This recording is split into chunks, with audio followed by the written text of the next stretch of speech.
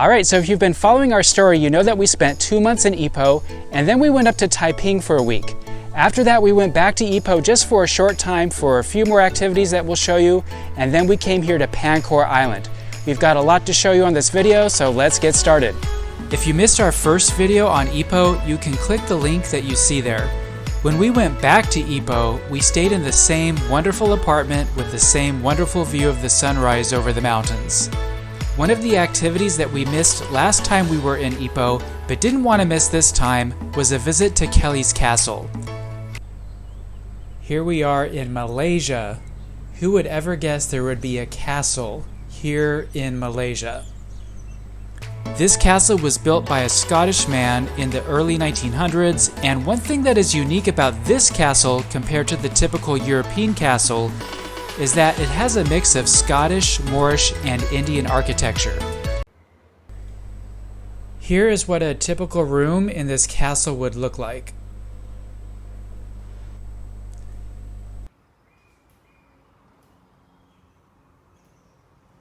We really enjoyed our visit. We were the only ones here and had the entire castle to ourselves. That's me at the top there. And the reason it was empty, of course, was because of the interstate travel ban. You remember from our first video about Ipoh that we went paddleboarding with Nomad Adventures. After that great paddleboarding experience, we decided to do some cave exploring with Nomad Adventures, and the guide who went paddleboarding with us, his name was Iskandar, also took us through the cave. This cave is called Gua Tempurung, and it is massive. In fact, it is one of the biggest caves in peninsular Malaysia.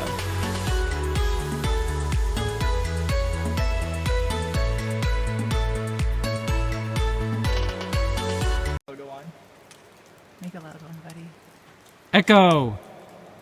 So basically, you can hear our voice. Yeah. There were a lot of stairs to climb, and I mean a lot.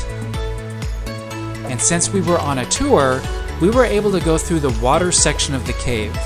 And when I say the water section, I mean actually walking in the water in the dark.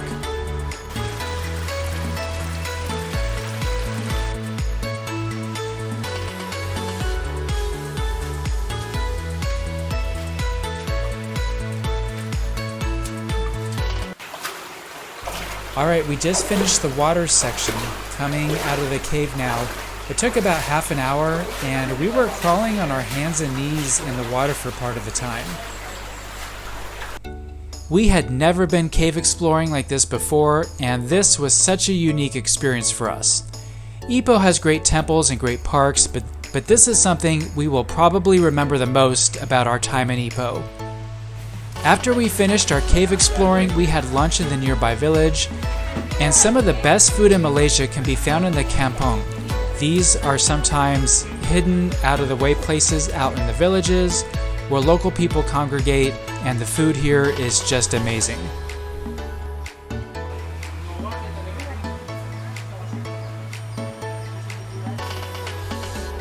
So that wrapped up our second visit to Ipoh this year, and then we left Ipoh and went to Lamut so that we could catch the ferry to Pancor Island.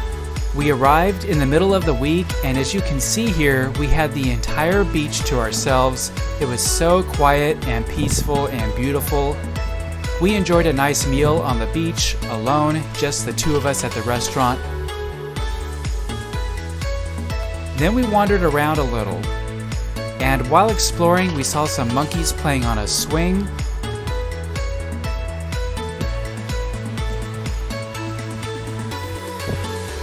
We saw what I think is a praying mantis. We also saw a whale. Okay, it wasn't a real whale, just a rock that looked like a whale. And we saw many hornbill birds here. And not only did we see the hornbills, we actually got to feed them dinner too. Take a look.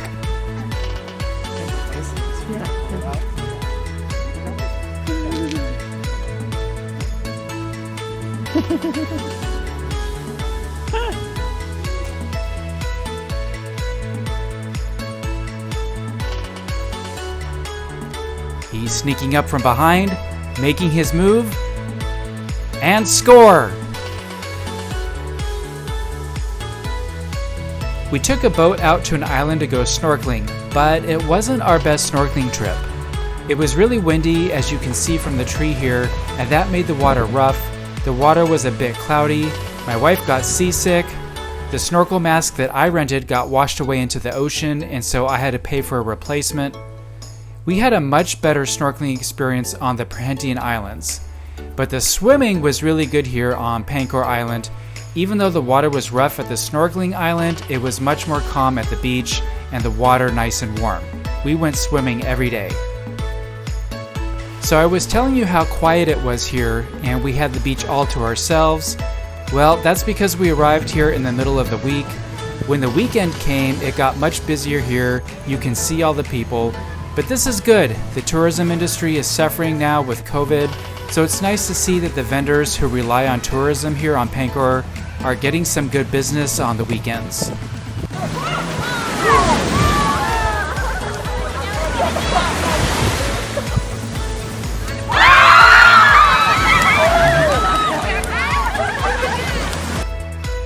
During our time on Pancor Island, we stayed at the NMY Hotel, except for the last night, and I'll explain that in a minute.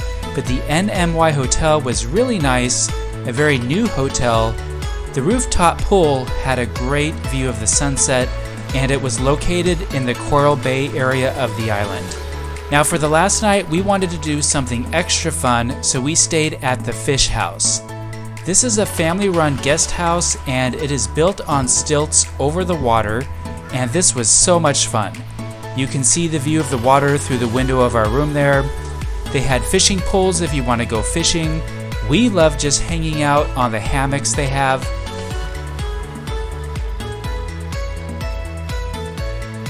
There's, I don't know, maybe about 10 or 15 rooms they rent out, but we were the only ones there and we had the entire place to ourselves. This guest house is in a much less touristy area. It was right next to a shipyard where the local craftsmen were building a new boat. It was also near a local seafood production facility.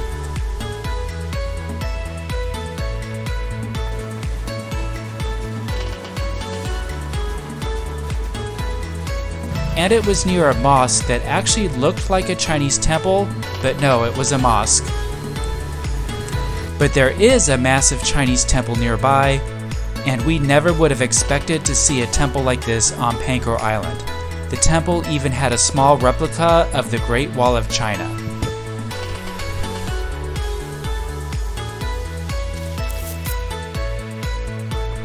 Alright guys, well, some sad news. It looks like our time here in Malaysia might be wrapping up. We're not 100% sure though. We're still waiting for some more information. Be sure to subscribe to our channel and we will let you know what our future plans are.